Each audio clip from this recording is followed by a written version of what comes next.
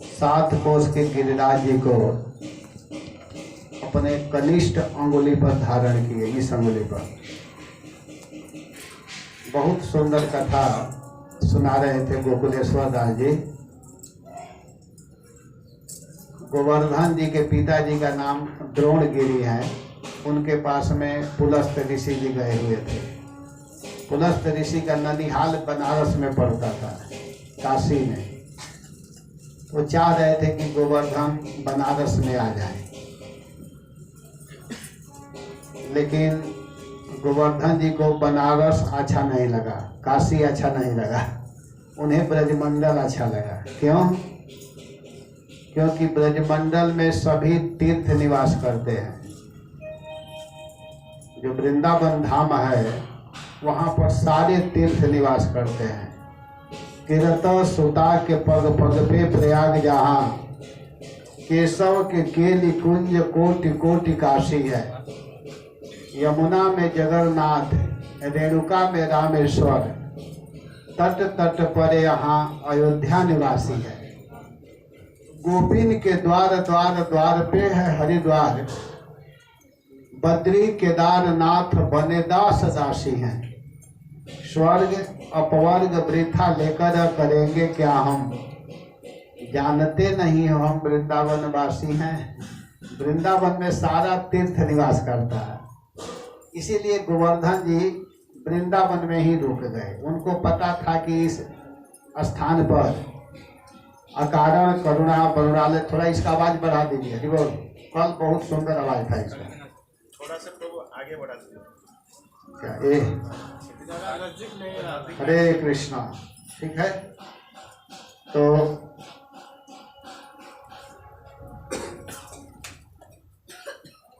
ब्रज में ही सभी तीर्थ निवास करते हैं। सारा तीर्थ, काशी, हरिद्वार, बद्रीनाथ, केदारनाथ, जगन्नाथपुरी, रामेश्वरम, सब कुछ सारा तीर्थ ब्रज में निवास करता है। 84 कोस जो ब्रजमंडल है, उसी ब्रजमंडल में सारे तीर्थ निवास करते हैं। तो गोवर्धन जी इसीलिए वृंदावन को छोड़ करके बाहर कहीं नहीं जाना चाहे। तो इस कथा को आप लोग अभी सुने। कल हम लोग सुन रहे थे कि भगवान कृष्ण मथुरा में जन्म लिए और गोकुल में भगवान श्री कृष्ण को वसुदेव जी लेकर के गए और वहाँ पर बहुत सुंदर ढंग से सभी ब्रजवासी, सभी माताएं, गोपियाँ, ग्वाल बाल सभी लोग मिल करके बड़े आनंद के साथ में उत्सव किए, जिसको नंदोत्सव के नाम से जाना जाता है। नंद के यहाँ उत्सव मनाया गया और इसके बाद भगवान कृष्ण को मारने के लिए एक राक्षसी को भेजा गया था, जिसका नाम था पूतना। जब भगवान 6 दिन के थे उसी समय वो राक्षसी आई थी, लेकिन भगवान को मार नहीं पाई। भगवान कोई साधारण बच्चे नहीं हैं, कोई साधारण लड़के नहीं हैं। देखने में छोटे जरूर लगते हैं, लेकिन वो छोटे नहीं हैं, बहुत श्रेष्ठ हैं, बहुत महान हैं। पूतना मार नहीं पाई। और सच पूछिए तो पूर्व जन्म में पूतना जो थी वो बलि महाराज की लड़की थी, जिसका नाम था विंध्यावली। जब भगवान बामन बन करके आए थे बलि महाराज के यहाँ, बामन बनकर कृष्ण मुरार पधारो बलि राजा के द्वार। भगवान ही बामन के रूप धारण करके छोटा बच्चा ब्राह्मण के बालक बन करके बलि महाराज के यहाँ जब वो मांगने के लिए आए थे, तो उस समय बलि महाराज की पत्नी का नाम है विंध्यावली और बलि महाराज के लड़की का नाम है रत्नमाला। तो रत्नमाला वहाँ पर थी। जब भगवान को देखी तो इतनी सुंदर भगवान लग रहे थे कि उसके मन में आया कि इतना सुंदर है कि उसको स्तन पिलाना चाहिए। अगर बेटा जैसा रहता तो मैं उसको अपना दूध पिलाती। उसके मन में आया, सुंदर बच्चा को देख करके। लेकिन जब ही वह त्रिविक्रम रूप धारण करके, विशाल रूप धारण करके बलि के यहाँ सारा धन ले लिए और बलि को बांध दिए, तब वही रत्नमाला के मन में आया कि देखने में सुंदर लग रहा था लेकिन उतना ही ये खतरनाक बालक है, इसको तो विष पिलाना चाहिए, इसको तो विष पिलाना चाहिए। तो भगवान कहेंगे ठीक है, दोनों इच्छाओं को पूरा करूंगा, तुम्हारे विष को भी पीऊंगा और तुम्हारे स्तन को भी पीऊंगा। तो वही रत्नमाला पूतना बन करके आई, जो बलि महाराज की लड़की थी। देखिए, जो व्यक्ति जिस भाव से भगवान की आराधना करता है, भगवान उसी रूप में प्रस्तुत होते हैं। कोई भगवान को अपना पति मानता है, कोई भगवान को अपना पुत्र मानता है, कोई भगवान को अपना सखा मानता है, तो भगवान उसी रूप में आ जाते हैं। भगवान को कोई अपना मित्र बना लेता है, कोई माता पिता मान लेता है। भगवान से अपना संबंध जोड़ना चाहिए हम लोगों को। भगवान की भक्ति ऐसे नहीं करनी चाहिए, कुछ न कुछ संबंध बनाना चाहिए। कि तो भगवान को अपना बेटा मानिए, नहीं तो अपना पति मानिए, नहीं तो मित्र मानिए, कोई न कोई संबंध बनाना चाहिए। जब तक संबंध नहीं बनाएंगे तब तक कैसे अच्छा से सेवा कर पाएंगे। और भगवान जो जिस रूप में आराधना करता है, जिस रूप में उनको मानता है, जिस रूप में उनको बुलाता है, उसी रूप में भगवान आ जाते हैं। भगवान केवल यही प्रतीक्षा करते हैं कि हमको लोग कैसे मान रहे हैं। तो भगवान कृष्ण उस रत्नमाला की इच्छा को पूरा किए, पूतना बन करके आई और उसको भगवान उद्धार किए। कल आप लोग देख रहे थे, सुन रहे थे कथा में कि वो अपने स्तन में विष लगा करके आई थी, हलाहल विष। उस विष की विशेषता है कि थोड़ा सा स्पर्श होते ही व्यक्ति मृत्यु को प्राप्त हो जाता है। लेकिन भगवान यह नहीं देखे कि ये विष लेकर के आई है। भगवान की दृष्टि केवल इस पर पड़ रही है कि इसने मुझको कुछ दी। अगर कोई भी व्यक्ति भगवान को देता है तो उसको बड़े ध्यान से देखते हैं, बहुत प्रेम से देखते हैं। और भगवान गीता जी में बोल भी दिए हैं कि पत्रम पुष्पम फलम तोयम, 4 चीज बोले हैं। यो में भक्त्या प्रयक्षति तदहम भक्ति प्रहितम अश्नामि प्रयतात्मना। भगवान एक शर्त जरूर लगाए हैं कि देना है लेकिन प्रेम से। मुझे देना चाहिए भगवान कहे, लेकिन प्रेम से अगर कोई देता है तो मैं बहुत प्रसन्न होता हूँ, मैं बहुत खुश होता हूँ। अगर कोई पत्र भी ला करके चढ़ा देता है, तुलसी पत्र, या जैसे फूल है, कोई फूल लेकर के आता है, फल लेकर के आता है, या जल लेकर के आता है, मुझे देता है, तो मैं उस पर बहुत खुश होता हूँ, बहुत प्रसन्न होता हूँ।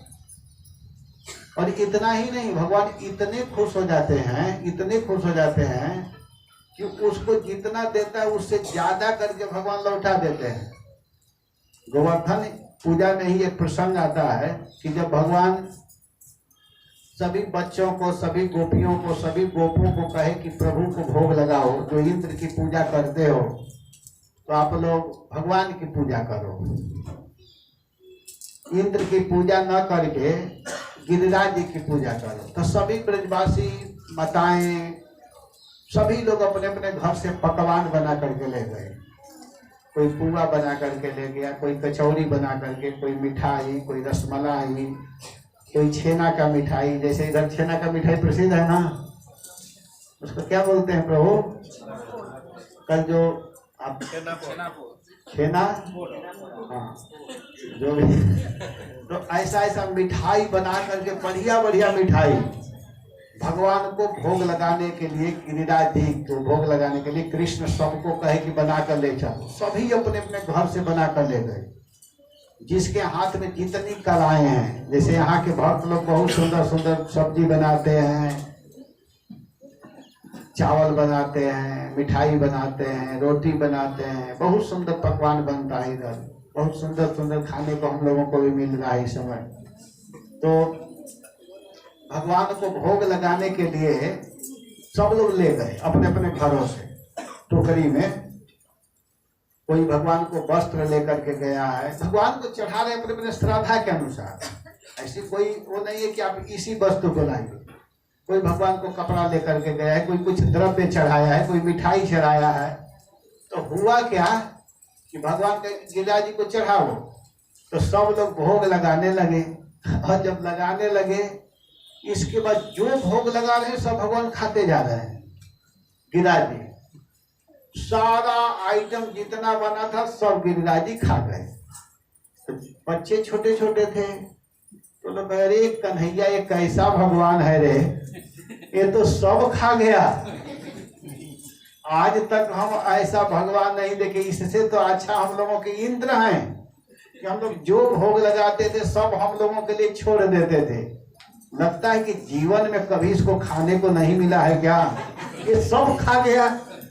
इसको थोड़ा भी दया नहीं आई कि बच्चे हैं इन लोगों के लिए थोड़ा सा तो छोड़ दूं। अब हम लोग भूल करके इसको भोग नहीं लगाएंगे। तो कृष्ण हंस रहे हैं। कृष्ण कहे ऐसे क्यों कह रहे हो, गिरिराज जी ऐसे नहीं है, बहुत अच्छे भगवान है। तो बच्चे कहे क्या अच्छा है, सब खा गया, अच्छा है। इतना मेहनत करके हम लोग छेना का मिठाई बनाए, लड्डू बनाए, पूरी बनाए, खीर बनाए, पकौड़ा बनाए, बड़ी बनाए, दही बड़ा बनाए, इमरती बनाए, जिलेबी बनाए, रबड़ी बनाए, चावल बनाए, दाल बनाए, खिचड़ी बनाए, दलिया बनाए, ये सब बना हुआ था। दही सजाए ला करके रखे और सब खा गया। अब हम लोग भोग नहीं लगाएंगे। तो भगवान का ऐसे क्यों कह रहे हो, तुम लोग अपना अपना आंख बंद करो। और जब ही सभी लोग अपने आंख बंद किए, इसके बाद भगवान का अब आंख खोलो। तो जब आंख खोले तो क्या देख रहे हैं, जो 1 किलो मिठाई लेकर के गया था उसका थाली भी बड़ा हो गया और उसमें 10 किलो मिठाई हो गया है। जो 10 रुपया रखा था भगवान के सामने उसके पास 100 रुपया हो गया है। जो 1 कपड़ा रखा था तो 10 कपड़ा हो गया है। जो चढ़ाया था 10 गुना बढ़ गया। तो सब बच्चे कहने लगे, रे कन्हैया ये तो बहुत अच्छा भगवान है, हम लोग अब इसी को भोग लगाएंगे। ये तो बहुत अच्छा है रे, 1 किलो मिठाई लाए 10 किलो हो गया, ये तो बहुत अच्छा भगवान है। तो कृष्ण कहेंगे हाँ, भगवान ऐसे तैसे नहीं है, जितना लेते हैं उसके 10 गुना दे देते हैं। अब सेवा करके तो देखो, भगवान बोल रहे हैं, कृष्ण शिक्षा दे रहे हैं। स्वयं भगवान कृष्ण यह शिक्षा दे रहे हैं। ये मत समझिए कि मैं दे रहा हूं, मैं केवल कृष्ण की बात आप लोगों को बता रहा हूं। ये मत समझिएगा कि मैं कुछ अपनी बात कह रहा हूं। भगवान सभी लोगों से कहेगा आप लोग चिंता मत करो। ये मत सोचो कि जो नहीं देता है उसको मिलता है, नहीं, जो देता है उसको मिलता है। इसलिए भगवान को देने का अभ्यास करो। भगवान सिखा रहे हैं सब ब्रजवासियों को। भगवान को देने से भगवान ज्यादा करके लौटाते हैं। ये नहीं कह रहे कि मैं लौटाता हूँ, ऐसे बोल रहे हैं कि लोग समझे कि गिरिराज जी, लेकिन गिरिराज जी के रूप में भगवान स्वयं प्रवेश किए। जो गोवर्धन जी थे, तो गोवर्धन के भीतर जब भोग लगाना था तो कृष्ण स्वयं उसमें प्रवेश कर गए एक रूप से, और दूसरे रूप से बाहर होकर के भोग लगवा रहे हैं। तो इसलिए हम लोगों को भगवान के प्रति पूरा पूरा विश्वास करना चाहिए, पूर्ण विश्वास। जैसे किसी के ऊपर संकट आ जाता है, एकाएक कभी कभी संकट आता है व्यक्ति के ऊपर, तो घबराना नहीं चाहिए। उस स्थिति में एक मंत्र है उसका जप करना चाहिए। अगर एकाएक विपत्ति आ जाए तो उस समय एक मंत्र है, जानते हैं क्या? बोलिए सभी लोग हाथ जोड़ करके, कृष्णाय वासुदेवाय हरे परमात्मने प्रणत क्लेशनाशाय गोविंदाय नमो नमः। ये कितना छोटा मंत्र है लेकिन बहुत शक्तिशाली है। इस मंत्र को बोलिए, तुरंत तत्काल संकट दूर होगा, तत्काल तुरंत दूर होता है। लेकिन इस पर विश्वास करना चाहिए। मन में आएगा कि अरे तो मंत्र हम लोगों को याद है, याद होने से नहीं होता है, उसमें विश्वास करने से होता है। मंत्र में विश्वास होना चाहिए। अगर कोई गुरु मंत्र दिए हैं, जो आचार्य मंत्र देते हैं, तो उस मंत्र पर विश्वास करना चाहिए। जैसे हम लोगों के गुरु महाराज हम लोगों को मंत्र दिए हैं। क्या मंत्र दिए हैं? हरे कृष्णा कृष्णा कृष्णा हरे हरे, हरे राम राम राम हरे हरे। ये कोई साधारण चीज नहीं दिए हैं, यह महामंत्र है, नाम है, भगवान का नाम है। भगवान से भी बढ़ करके इसमें शक्ति है। ये मत समझिए, अगर कहा जाए कि भगवान से बड़ा कौन है, तो आप निसंकोच बोल सकते हैं कि भगवान से भी बड़ा है तो भगवान का नाम है। कहाँ कहो लगे नाम बड़ा, रामन सकहि नाम गुण गाए, रामन सकहि नाम गुण गाए। कहाँ कहो लगे नाम बड़ाई, रामन सकहि नाम गुण गाए। भगवान से भी बढ़ करके अगर कोई चीज है तो भगवान का नाम है। कोई कहेगा कैसे? तो राम एकता बसतीयता रे, राम एकता बसतीयता, नाम को दिखल कुमति सुधारे, नाम को दिखल कुमति सुधारे। भगवान राम ने तो एक स्त्री का उद्धार किया, लेकिन भगवान का नाम करोड़ों करोड़ों दुष्ट मतियों को उद्धार किया है। क्यों? भगवान को जब समुद्र में पुल बांधना था तो बंदर भालुओं की सहायता लिए थे। राम भालू कपि कटु कबटोरा, राम भालू कपि कटु कबटोरा, से तुहे तो श्रम के नन थोड़ा, से तुहे तो श्रम के नन थोड़ा। नाम लेत भव सिंधु सुखाई, नाम लेत भव सिंधु सुखाई, करऊं विचार सुजन मन माहि, करऊं विचार सुजन मन माहि। राम जी जब पुल बांधना था तो बंदर भालुओं की सहायता लिए, है कि नहीं? उन बंदर भालुओं के सहायता से पुल बांधे, लेकिन नाम में वो शक्ति है कि नाम लेत भव सिंधु सुखाई, नाम लेते ही भाव रूपी समुद्र सूख जाता है। करहूं विचार सुजन मन माही, हे सुंदर मन वाले, विचार करो कि नाम कितना शक्तिशाली है।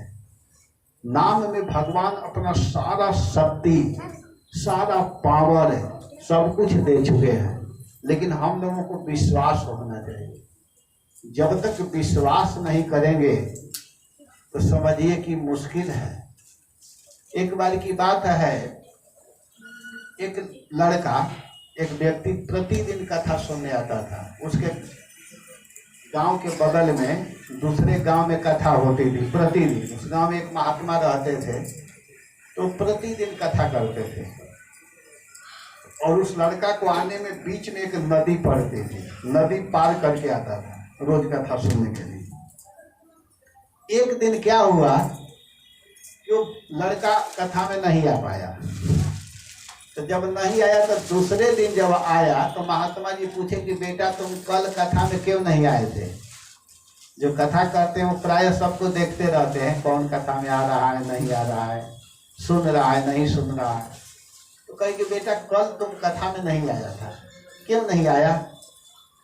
तो वो बालक बोला कि गुरुदेव हे महाराज, मैं आना चाह रहा था, मैं आ रहा था, लेकिन क्या हुआ कि उस समय जब मैं आया तो नदी में बहुत पानी हो गया था। बाढ़ आ जाने के कारण मैं आ नहीं पाया, क्योंकि मेरे पास पैसा रुपया है नहीं और इतना पानी था कि मैं तैर भी नहीं सकता था। थोड़ा कम पानी रहता तो मैं पार हो जाता, इसीलिए नहीं आ पाया। तो महात्मा जी कहे कि ठीक है बेटा, मैं तुमको एक देता हूँ, उसको तुम अपने हाथ में ले करके जाना या पॉकेट में रखना, तो तुम पानी के ऊपर जैसे जमीन पर चलते हो वैसे चल सकते हो। पानी के ऊपर ही चल करके पार हो जाओगे, तैरने की जरूरत है ना, नौका की आवश्यकता है। तो बहुत खुश हुआ। एक कागज पर वो एक मंत्र ले करके दी और कहे कि इसको देखना मत कि इसमें क्या लिखा हुआ है, खोलना मत। महाराज माना किए, कहे कि मैं तुमको देता हूँ, अपने हाथ में ले लेना या पॉकेट में रख लेना। जब रह करके चलोगे तो जैसे जमीन पर चलते हो वैसे ही जल के ऊपर चल जाओगे, पार हो जाओगे, लेकिन देखना मत। तो कहा ठीक है। अब वो क्या करता था कि प्रतिदिन आता था, प्रतिदिन जाता था, रोज चलता था, रोज आता जाता था। एक दिन नदी के बीच में जब गया तो उसके मन में आया कि इसमें है क्या, थोड़ा खोल करके देखता हूँ, जो कि गुरु महाराज माना किए थे कि मत देखना। लेकिन उसके मन में इतना उत्सुकता कौतूहल हो रहा था कि है क्या, आखिर इसमें क्या लिखा हुआ है, क्या है इसमें। तो वो क्या किया कि उसको बीच नदी में ही उसको खोला। तो उसमें जानते हैं क्या लिखा हुआ था? हरे कृष्णा कृष्णा कृष्णा हरे हरे, हरे राम राम राम हरे हरे। इतना ही लिखा हुआ था। तो खोलते ही होगा, अरे यही लिखा हुआ है, यही लिखा हुआ है, कहते ही पानी में डूबने लगा। और डूबना चालू, लेकिन पार हो गया। वहां नदी में नौका खेलने वाले लोग थे, वो लोग तुरंत उसको पकड़ करके पार कर दिए। अब वह मंत्र काम नहीं कर रहा था। उसके मन में आया कि यही लिखा हुआ है, जो कहा जाता है कि मंत्र जाप मम दृढ़ विश्वासा पंचम भजन सुभेद प्रकाशा। मंत्र के प्रति दृढ़ विश्वास होनी चाहिए, और गुरु महाराज के प्रति, जो गुरु मुख पद्म वाक्य चीते थे करिय ऐक्य, आदर ना करिए मन आशा। गुरु जो आदेश दे दिए हैं, अगर किसी को कह दे कि आपको पूजा करना है, तो ये नहीं सोचना चाहिए कि मैं पूजा करूंगा, मैं भी मंच पर बैठकर कथा करता तो अच्छा रहता। नहीं, आपके लिए पूजा ही परफेक्ट है। अगर गुरु कह दे कि आपको गीता का वितरण करना है तो वही ठीक है। गुरु कह दे कि आप मंदिर में रोज झाड़ू क्यों लगाना, बाथरूम की सफाई करना, तो वही उसके लिए परफेक्ट है। गुरु के वचनों पर विश्वास करके अगर कोई भजन करता है तो जो सेवा दे दिया गया उसको अगर कर रहा है तो उसके लिए वही पूर्ण भगवान को देने वाला है, इधर उधर करने की आवश्यकता नहीं है। तो विश्वास होना चाहिए भगवान के नाम में, भगवान के सेवा में, भगवान के भक्ति में पूर्ण विश्वास के साथ भजन करना चाहिए। तो भगवान कृष्ण पूतना का उद्धार किए, पूतना का उद्धार हो गया। पूतना के हृदय में पहले ही वो सोची थी कि मैं इसको अपना स्तन पिलाती, तो भगवान उसके इच्छा को पूरा किया। इसके बाद धीरे धीरे करके कन्हैया 3 महीना के हुए, और जब 3 महीना के भगवान हुए, 3 मास के कृष्ण हो गए, तो एक जगह से दूसरे जगह घूम गए, जिसको करवट बदलना कहते हैं। करवट बदलना, बच्चों का जब जन्म होता है लड़कों का, तो एक जगह पड़े रहते हैं, जहाँ सुला दीजिए वहीं सोए रहते हैं। वो बेचारों में शक्ति नहीं होता है कि एक जगह से दूसरे जगह घूम सके। लेकिन जब 3 महीना के भगवान हुए, कृष्ण भगवान 3 महीना के हुए, तो हुआ क्या कि एक दिन सोए सोए एक जगह से दूसरे जगह घूम गए अपने आप, जिसको करवट बदलना कहते हैं। करवट, एक जगह से दूसरे जगह घूम जाना। तो जब घूमे तो मैया यशोदा बहुत प्रसन्न हुई, बहुत खुश हुई। मैया कही करी मेरे बेटा तो एक जगह से दूसरे जगह घूम गया, कुछ भंडारा होना चाहिए, कुछ साधुओं को बुलाना चाहिए, अपने घर में खिलाना चाहिए, कुछ रिश्तेदारों को, वैष्णवों को भोजन कराना चाहिए। तो मैया यशोदा बहुत सुंदर प्रसाद की व्यवस्था की। अपने घरों में बीच बीच में साधुओं को बुलाना चाहिए खाने पीने के लिए, इससे लाभ होता है। साधुओं का चरण अगर किसी के घर में जाता है तो समझो कि उसका घर पवित्र हो जाता है। संत तीर्थ से भी बढ़ करके होते हैं। इसीलिए साधु महात्मा के जो महिमा समझते हैं वो तुरंत बुलाते हैं और अपने घर में बुलाकर उनके चरण धोते हैं, उस जल को अपने ऊपर छिड़कते हैं, पान करते हैं। महात्मा लोग माना करते हैं, नहीं मत धो मत करो, लेकिन जाते हैं तो जरूर करना चाहिए। साधु महात्माओं का जो महिमा समझते हो करते हैं। विशेष करके मैं बंगाल में देखा हूँ और उड़ीसा में भी देखा हूँ, लेकिन ज्यादा करके बंगाल में जो है, और बंगाल से भी ज्यादा मैं बांग्लादेश में देखा हूँ। जब मैं प्रथम बार गया था कथा करने बांग्लादेश 2011 में, तो मैं शुरू वहां गया था कथा करने। हुआ क्या कि मुझे पता ही नहीं था, मुझे बैठा दिए और लाइन में एक तरफ ऐसे वैसे लगे, सब लोग लगे चरण धोने। मैं कहा भैया ये मत करो, मैं घबरा गया पूरा। और जहां जिस घर जाते थे वैसे वो लोग करते थे।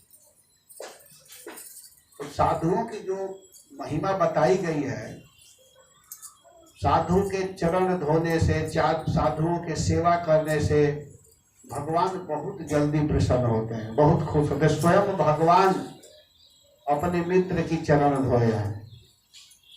देखी सुदामा की दीन दशा, करुणा करके करुणा निधि रोए। भगवान हाथ में जल लिए हुए हैं, भगवान अपने मित्र सुदामा के चरण धोने के लिए। पानी परात को हाथ छुओ नहीं, नयन के जल सो पग धोए। भगवान सुदामा जी के चरण को धोने लगे और इतने रो रहे हैं भगवान कि हाय महादुख पायो सखा तुम आए, इते न की दे दिन खोए। हे मेरे सखा, तुम इतने दिन के बाद आए हो,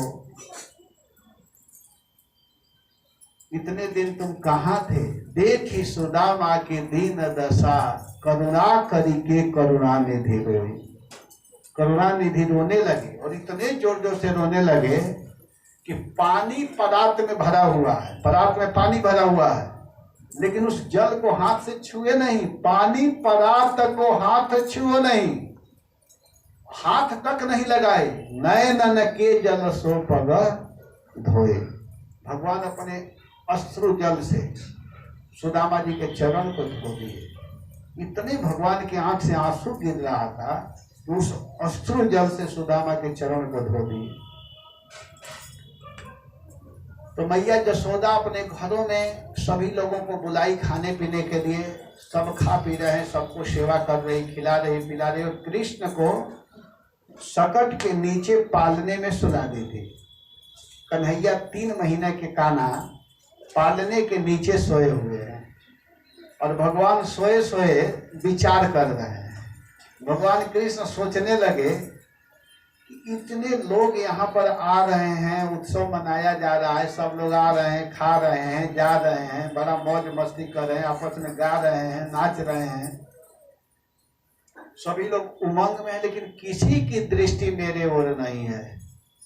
मेरे लिए उत्सव किया जा रहा है, मेरे लिए महोत्सव मनाया जा रहा है और मेरे तरफ किसी का ध्यान ही नहीं है। भगवान सोच रहे हैं जे करे विवाह उहे खारा बड़ी, कहावत है कि जिसका विवाह होता है उसको लोग खाने के लिए नहीं देते हैं। जिस दिन विवाह होता है, इधर होता है कि नहीं ऐसा? जिस दिन लड़का लड़की का विवाह होता है तो उसको कहते हैं उपवास करना है और अपने मिठाई खाते हैं। बड़ा दिक्कत होता है विवाह के लिए लड़का लड़की को। अरे यार ये बड़ा गड़बड़ है, विवाह क्यों है, हम लोगों को भी खाने को मिलता है, और अपने मौज मस्ती करते हैं। और लड़का लड़की को कहते हैं ना ना आज नहीं खाना है, आज नहीं खाएगा तो कब खाएगा, आज ही तो मिठाई बना है बड़ा बड़ा। सच पूछो तो खूब खाना चाहिए मिठाई। तो कृष्ण जो है कहते हैं कि मेरे लिए उत्सव किया जा रहा है और मुझको पालना के पर सुला दिया गया है सकट के नीचे। इन लोगों को पता नहीं है मैं कौन हूँ। और उस सकट के ऊपर रस, दूध, दही, घी, माखन सब रखा हुआ था। भगवान कहे कि ये सारा रस कहाँ से आ गया है? सभी रसों का रस तो मैं हूँ। रसो वैसह, सभी रसों का रसा नाम समूह रसः, सारे रसों का समूह तो मैं हूँ। स्वयं रस मैं ही हूँ और मेरे ऊपर ये रस कहाँ से आ गया सोच रहे हैं। और फिर भगवान देख रहे हैं कि एक असुर आया है मुझे मारने के लिए। वो सोच रहा था कि कन्हैया को मालूम नहीं, अपने रूप को बदल करके, उसका रूप ही नहीं था, वो मारना चाह रहा था कन्हैया को। तब तक भगवान क्या किए कि अपने चरण को थोड़ा ऊपर नीचे करते हुए और थोड़ा जोर से ऐसे चरण मारे, और जब ही मारे वो सकट बैलगाड़ी उलट गया। और उल्टा तो दूध दही तो गिरा ही, जो असुर था वही मृत्यु को प्राप्त हो गया। इस असुर का नाम था शकटासुर। शकटासुर नामक असुर था, उसको भगवान मार दिए, वध कर दिए। जानते हैं वो कौन था? वो पूर्व जन्म में हिरण्याक्ष का पुत्र था, जिसका नाम था उत्कच। हिरण्याक्ष का नाम सुने हैं ना आप लोग? हिरण्याक्ष कौन था? हिरण्यकशिपु का भाई। तो उसी का लड़का था जिसका नाम था उत्कच। और वो जानते हैं क्या किया? इतने घमंड में था कि एक बार लोमस ऋषि के आश्रम में गया। एक ऋषि है लोमस ऋषि। लोमस ऋषि घर द्वार नहीं बनाते हैं। क्यों नहीं बनाते हैं? लोमस ऋषि के शरीर में सारा रोया है, रोआ रोआ रोआ रोआ रोआ बाल है पूरे शरीर में, फिर भी वो घर नहीं बनाते हैं। इसलिए घर नहीं बनाते हैं, कहते हैं कि उम्र बहुत कम है, क्या घर बनाना है। और उनका उम्र जानते हैं कितना है?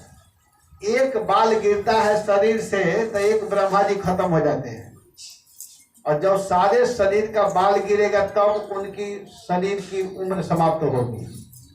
अब विचार कीजिए कितने ज्यादा उम्र वाले हैं लोमस ऋषि।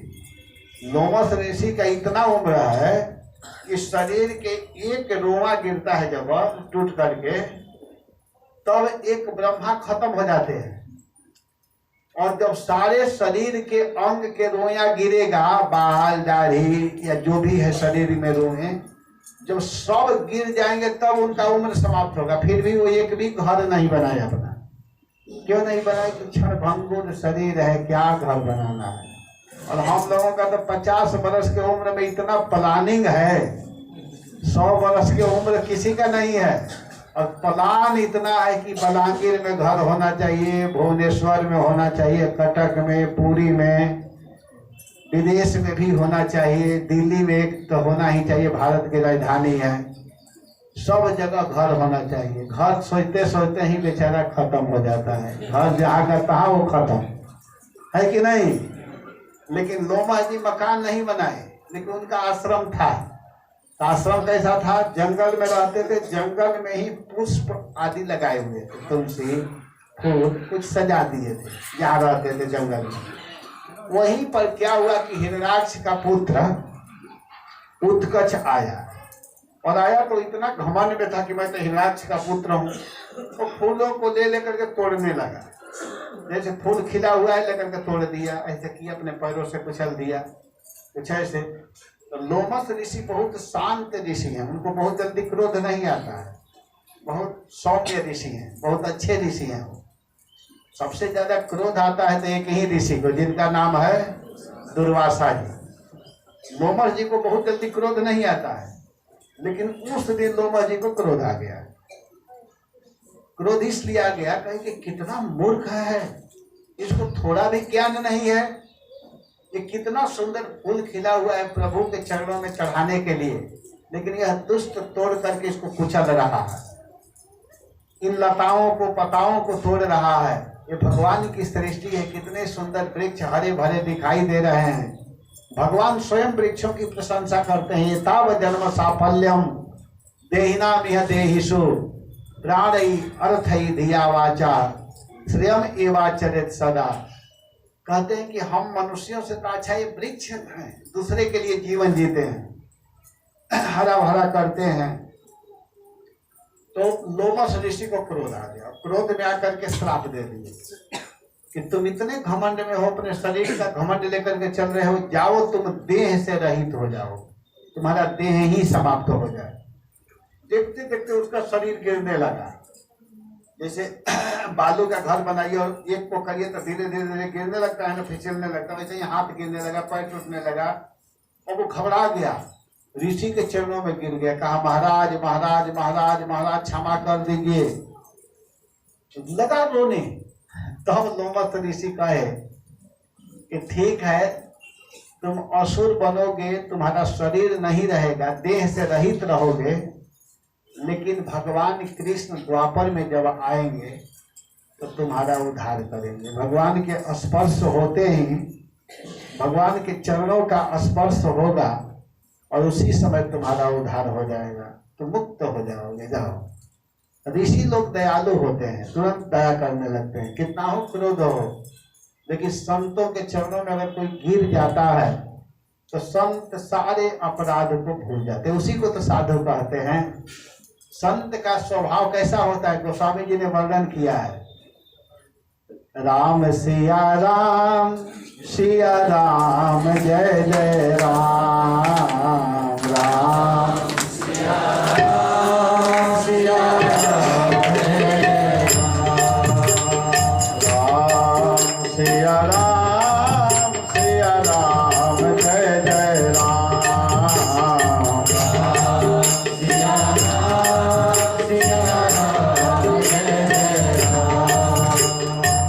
संत हृदय नव नीत समाना, कहा कभी पर कहीं न आना, राम सिया राम जय जय राम, राम सिया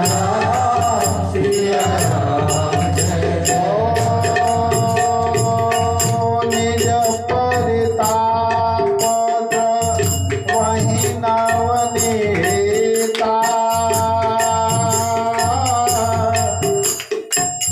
पर दुखद वही शांत सो पुनीता, राम सिया राम जय जय राम, राम सिया राम जय जय राम। संत के विषय में बताया जा रहा है कि संत हृदय नवनीत समाना। संत का जो हृदय होता है वो नवनीत के समान होता है। नवनीत किसको कहते हैं? माखन को। समझिएगा आप लोग थोड़ा सा।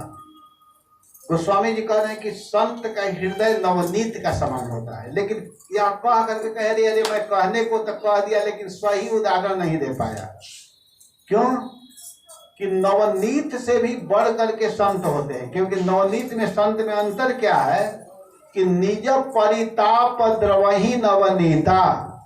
नवनीत जो होता है वो अपने ताप से पिघलने लगता है, जैसे जाड़ा के दिन में नवनीत कठोर हो जाता है, मक्खन जो होता है वो कठोर होता है, लेकिन बर्तन को जब आग पर रखेंगे और उस बर्तन में मक्खन को रखेंगे तो बर्तन गर्म होते ही नवनीत पिघलने लगता है। निज परिताप द्रवही नवनीता।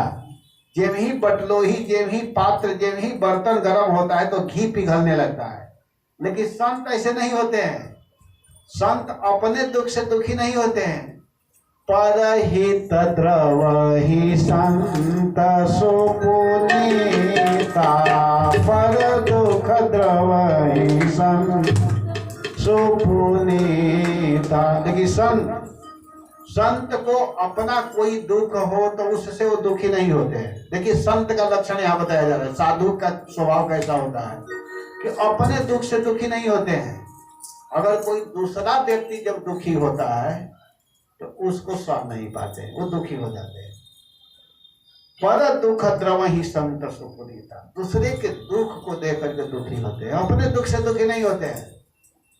अपने ऊपर कितना हो बड़ा संकट आता है उसको सह जाते हैं, लेकिन दूसरे के दुख को नहीं सह पाते हैं। इसी को तो संत कहते हैं, इसी को साधु कहते हैं, इसी को महात्मा कहते हैं।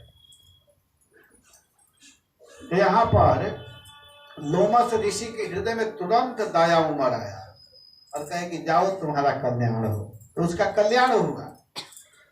इस प्रकार भगवान ने शकटासुर का उद्धार कर दिया। कितने वर्ष की अवस्था में किए?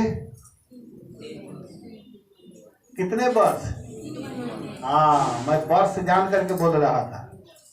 3 वर्ष नहीं, 3 महीना के अवस्था में भगवान कृष्ण ने शकटासुर का उद्धार कर दिया। देखिए आजकल कोई भगवान बनता है, क्या भगवान बन करके पूतना जैसे राक्षसी का उद्धार कर देगा? 6 दिन के अवस्था में पूतना 18 किलोमीटर लंबी शरीर वाली का उद्धार कर दिया। 3 महीना की अवस्था में सकट को ही उलाट दिए। अब देखिए भगवान सुखदेव गोस्वामी को जैसे जैसे कथा याद आ रही है वैसे वैसे बताते जा रहे हैं। कभी आगे पीछे भी कहेंगे। भगवान 1 वर्ष के जब हुए तो एक दिन की बात है, मैया यशोदा कन्हैया को अपने गोदी में ली हुई थी, दूध पिला रही थी। तब तक भगवान इतने भारी लगने लगे, भगवान का वजन इतना बढ़ गया, 1 साल का बच्चा इतने भारी लगने लगे कि मैया घबरा करके कन्हैया को क्या की कि तुरंत जमीन पर रख दी। जमीन पर रखी और उसी समय इतनी जोर से आंधी तूफान, इतना जोर से घनघोर आंधी चलने लगा, तूफान। और ऐसे आंधी चल रहे, चक्रवात वायु, चक्रवात वायु कहते जैसे उड़ता है तो गोल होकर कैसे ऐसे होने लगता है। और इतने धूल कण को उठा करके उड़ रहा था, इतनी जोर से आ रहे थे, ऐसे अंधेरा हो गया कि एक व्यक्ति बगल वाले व्यक्ति को देख नहीं पा रहे थे। अंधेरा छा गया दिन में ही। उसी समय वो आया और आकर इतनी जोर से ऐसे करके और एकाएक उस बच्चे कन्हैया को उठा लिया और आकाश में जाने लगा। तो भगवान समझ गए कि कोई आंधी तूफान नहीं है, इस कंस के द्वारा भेजा हुआ असुर है जिसका नाम था तृणावर्त। भगवान उसके गला को पकड़ लिए और पकड़ करके क्या करते हैं कि वो चल रहा है और उसको ऐसे करके जोर से दबाए और दबाते ही उसकी मृत्यु हो गई। एक पत्थर पर गिरा, एक चट्टान था उस पर गिरा तो वो चट्टान ही पाउडर बन गया फूट करके और उसका शरीर भी तहस नहस हो गया। उसका उद्धार कर दिए भगवान। प्रश्न होगा तो था कौन? हवा के रूप में आया था। तो कहते हैं कि वो भी एक राजा था पूर्व जन्म में, पहले जन्म में वो भी एक राजा था जिसका नाम था सहस्त्राक्ष। वो सहस्त्राक्ष नाम का राजा था। किस देश का राजा था? तो पांडु देश का राजा था। वो राजा था लेकिन उसको इतना घमंड था कि किसी साधुओं के पास नहीं गया, अपने मन का घमंड में रहता था।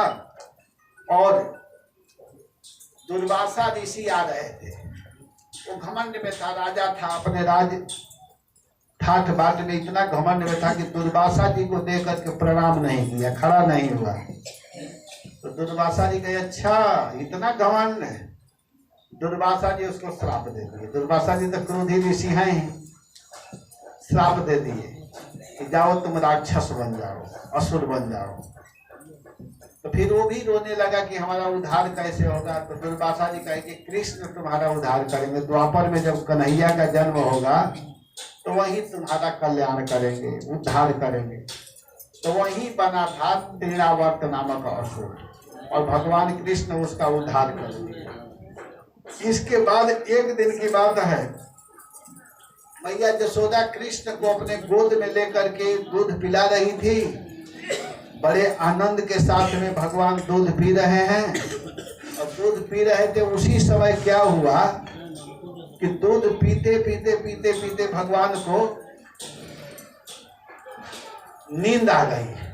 जैसे बच्चे अपने माँ के दूध पीते हैं तो उनका जब पेट भरता है तो लड़के सो जाते हैं, है कि नहीं? वैसे ही कन्हैया भी सो गए, माँ के गोद में ही सो गए। दूध पीते पीते माँ के स्तन में मुख डला हुआ था और ऐसे पीते पीते पीते भगवान का पेट भरा और सो गए। और उनका मुख भी जो है ऐसे खुल गया। आनंद में भगवान का पेट भरा हुआ है, मुख खुला है। तो जब मुख खुला तो क्या मैया देख रही है? हमरो दसी जो तिरनी कमाशा सुरेंद्र बहने श्वसना बुधिश्च। भगवान के मुख में मैया आकाश को देख रही है, पहाड़ देख रही है, जितनी नदियां हैं सब नदियां दिखाई दे रहा है, जितने जंगल के वृक्ष हैं सब वृक्ष दिखाई दे रहे हैं। इतना ही नहीं, नगर दिखाई दे रहा है। तब तक मैया देखती है कि ब्रजमंडल भी उसी में दिखाई दे रहा है। तब तक अपने आप को देखने लगी। मैया घबरा गई कि मैं क्या देख रही हूँ। और सच पूछिए तो भगवान सारे ब्रह्मांड का दर्शन करा रहे हैं मैया को कि मैया तुम चिंता मत करो, मैं कोई साधारण बच्चा नहीं हूँ, मैं कोई साधारण बच्चा नहीं हूँ मैया, आप इतना मत सोचो कि मैं साधारण सा बच्चा हूँ। तो इस प्रकार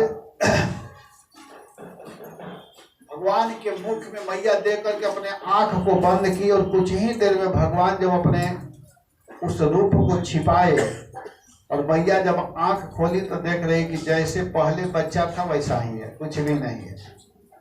तो इस तरह भगवान बहुत सुंदर है, बहुत सुंदर दर्शन करवा रहे हैं। जब भगवान 4 महीना के हुए थे तो प्रथम बार मैया यशोदा कृष्ण को सूर्य का दर्शन करवाई थी। सूर्य के सामने ले गई थी, उनके शरीर में सूर्य का प्रकाश, सूर्य का तेज, धूप शरीर में दिखाने के लिए मैया कृष्ण को बाहर की थी कि उसके शरीर के ऊपर सूर्य का तेज पड़े। एकाएक बच्चों के ऊपर सूर्य का प्रकाश पड़ेगा तो हानि करेगा, धीरे धीरे बच्चों को धूप दिखाया जाता है।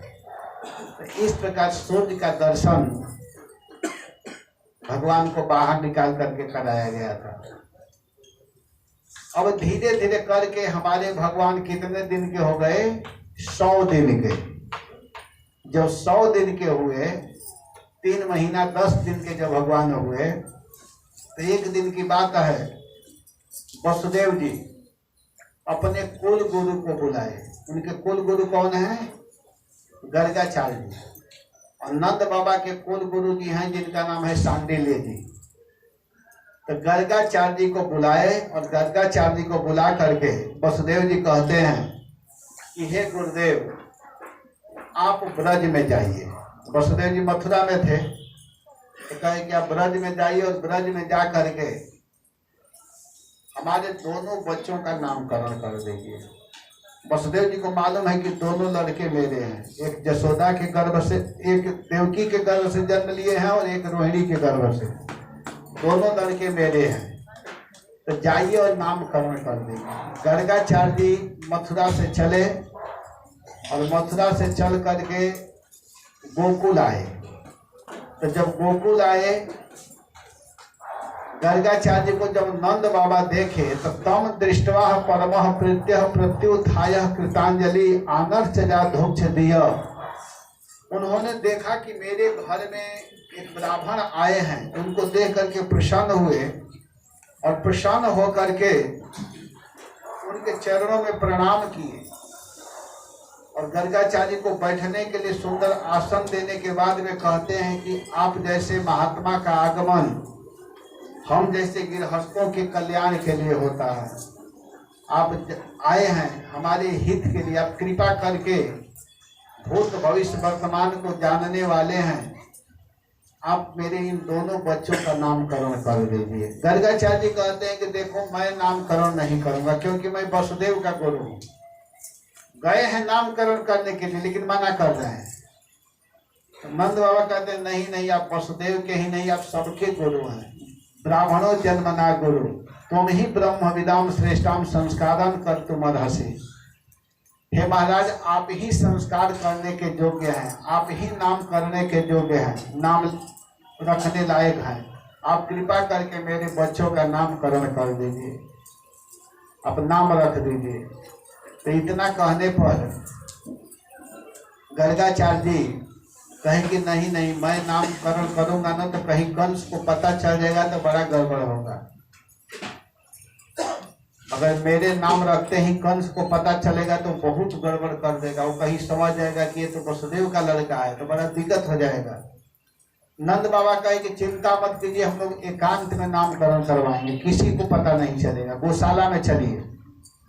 और गौशाला में ले गए यशोदा, रोहिणी, दोनों बच्चे, नंद और गर्गाचार्य, 6 लोग गए थे, 6 लोग। और वहां पर गर्गाचार्य जी नामकरण करते हुए कहते हैं कि देखो ये बालक बड़ा सुंदर है, बहुत सुंदर है, लड़का है।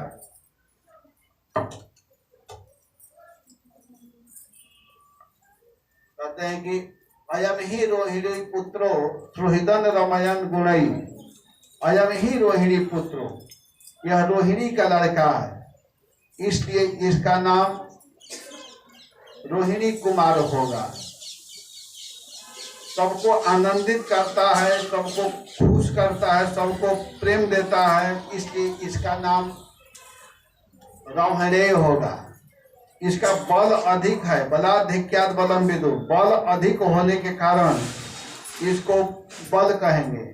रमंती जोगिना यस्मिन इति राम, इसमें बड़े बड़े जोगी लोग रमण करेंगे, इसलिए इसका नाम होगा राम। और इतना ही नहीं, ये जो सांवला सलोना लड़का है, इसके तो विषय में क्या कहा जाए। ये जैसे जैसे बड़ा होगा वैसे वैसे इसके नाम होंगे। इस समय यह सांवला रूप धारण करके आया है, इसलिए इसको कृष्ण कहेंगे। और आगे चल करके माखन की चोरी करेगा, इसलिए इसको माखन चोर भी कहेंगे। गोपियों के साथ में रास करेगा, इसलिए इसको रास बिहारी कहेंगे।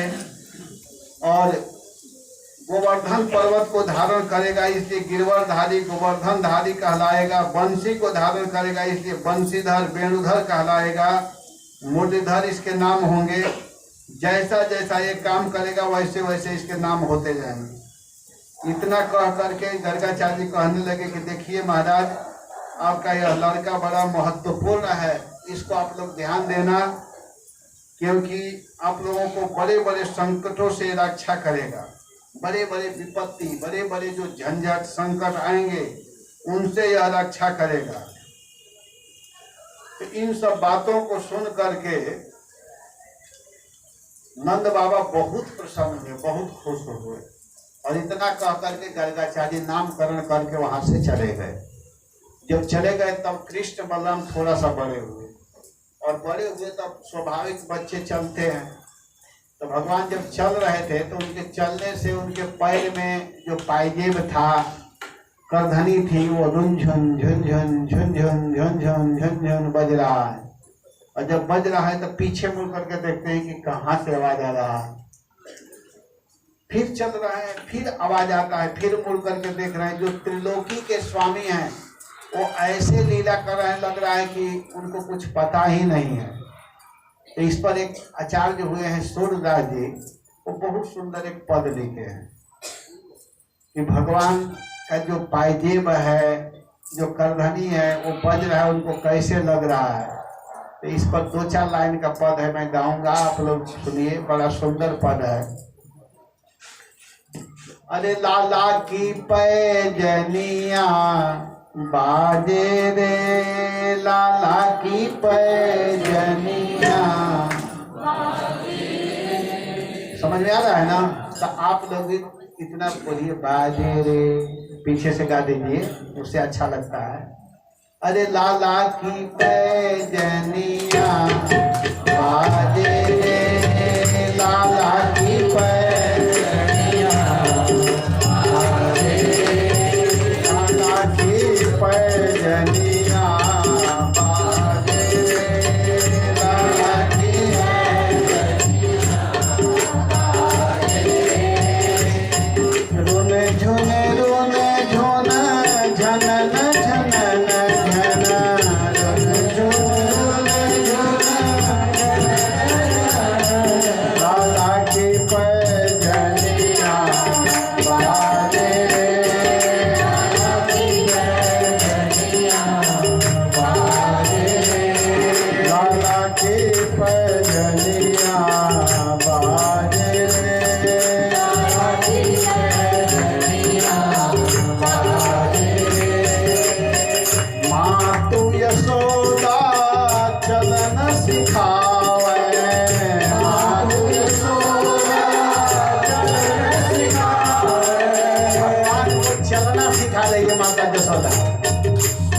माँ तू यशोदा चलन सिखावे, माँ तू यशोदा चलन सिखावे, उंगली पकड़ी दो कनिया लाला की पैजनिया बाजे रे, लाला की पैजनिया बाजे रे, लाला की पैजनिया बाजे रे, लाला की पैजनिया बाजे रे। पीत झंगुलिया तन पर सोहे, पीत झंगुलिया तन पर सोहे, पीत झंगुलिया तन पर सोहे, पीत झंगुलिया तन पर सोहे। टोपी लटकनिया लाला की पैजनिया बाजे रे, लाला की पैजनिया बाजे रे। भगवान कौन है? जिनके उदर में तीनों लोक हैं, तीन लोक जाके उदर विराजे, तीन लोक जाके उदर विराजे, तीन लोक जाके उदर विराजे, तीन लोक जाके उदर विराजे। ताही नचावे ग्वालिनिया लाला की पैजनिया बाजे रे, लाला की पैजनिया बाजे रे। सूरदास प्रभु तन को निहारे, सूरदास प्रभु तन को निहारे, सूरदास प्रभु तन को निहारे, सूरदास प्रभु तन को निहारे। सकल विश्व के धनिया लाला की पैजनिया बाजे रे, लाला की पैजनिया बाजे रे, लाला की पैजनिया बाजे रे, लाला की पैजनिया बाजे रे। जिनके हृदय में, जिनके भीतर तीनों लोक विराजमान हैं और उनको ब्रज की गोपियां नचाती हैं। छछिया बर छाछ पर नाच नचाए, ऐसे अहीर की छोहरिया छछिया बर छाछ पर नाच नचावे। ब्रज की जो गोपियां हैं उस भगवान को छछिया बर छाछ पर थोड़ा सा छाछ दे करके नचाने लगती हैं। भगवान को इतने प्रेम से नचाती है, कहते हैं नाचो, तो कृष्ण नाचने लगते हैं, छम छम छम छम करके नाचते हैं। वही भगवान आज ब्रज वासियों को आनंदित कर रहे हैं, आनंद दे रहे हैं। पर ये आनंद में सब लोग हैं। एक दिन की बात है, भगवान कृष्ण को मैया यशोदा प्रेम में भर करके, जैसे माँ अपने बच्चों को बड़े प्रेम के साथ खिलाती है पिलाती है, वैसे ही क्या हुआ कि एक दिन मैया यशोदा खूब सुंदर सुंदर पकवान बनाई। पकवान में सबसे सुंदर क्या होता है? पुआ, मिठाई, लड्डू, रसगुल्ला, यही सब होता है ना। उसको लोग कहते हैं पकवान। आज पकवान बना हुआ, तो खूब सुंदर पकवान बना करके और मैया जसोदा कन्हैया के सामने रख दी। लड्डू, पेड़ा, मिठाई, पकवान खूब बढ़िया बढ़िया रख दी। और भगवान उस मिठाई को देख करके खा नहीं रहे, रो रहे हैं। तो मैया ने क्या हो गया बेटा, कोई तकलीफ है क्या, कोई दिक्कत है, क्यों रो रहे हो? खाओ बेटा, इतना सुंदर मिठाई बना करके लाई हूँ, तुम्हारे लिए स्पेशल पकवान बनाई हूँ, लड्डू बनाई हूँ, बहुत घी डाली हूँ, इसमें बादाम डाली हूँ, काजू किशमिश जो आज का होता है ना, इसको कहते हैं, खूब खाओ बेटा। लेकिन कन्हैया नहीं खा रहे हैं। कह रहे नहीं नहीं मैं नहीं खाऊंगा, रो रहे हैं। कहीं क्या बात है, क्या समस्या है? तो भगवान अपना समस्या सुनाने लगे। भगवान क्या समस्या क्या है? भगवान कहते हैं, मैया रे मोहि माखन भावे। ओ मैया, मुझे ये अच्छा नहीं लग रहा है, मुझे तो माखन अच्छा लगता है। भावे माने अच्छा लगे। मैया रे मोहि माखन भावे, जो मेवा पकवान कहते तुम, जो मेवा पकवान कहते तुम, मोहि रुचि नहीं आवे। मैया रे मोहि माखन भावे। कृष्ण किससे कह रहे हैं? अपनी माँ से, एकांत में। जो मेवा, जैसे आजकल के लोग कहते हैं, इतना बढ़िया है प्रभु जी, खाइए ना, बहुत अच्छा है। लेकिन प्रभु जी को पेट में गड़बड़ी है, तो पकवान कैसे खाएंगे? है कि नहीं? मान ले कोई कह रही तो घी का बना हुआ, और घी ही जहर का काम कर रहा है। तो भगवान को भी बड़ा समस्या है, मिठाई खाते खाते परेशान हो गए थे। भगवान कह रहे मैया रे मोहि माखन भावे, जो